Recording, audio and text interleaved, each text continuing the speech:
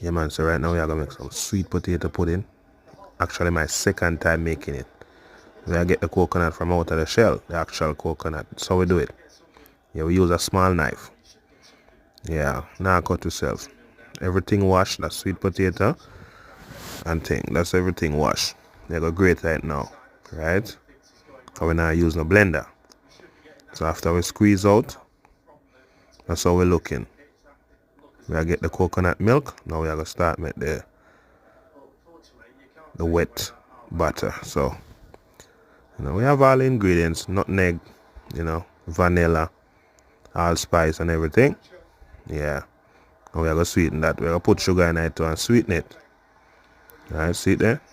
Right now I'm just adding and tasting. That's it. A little piece of butter in it too.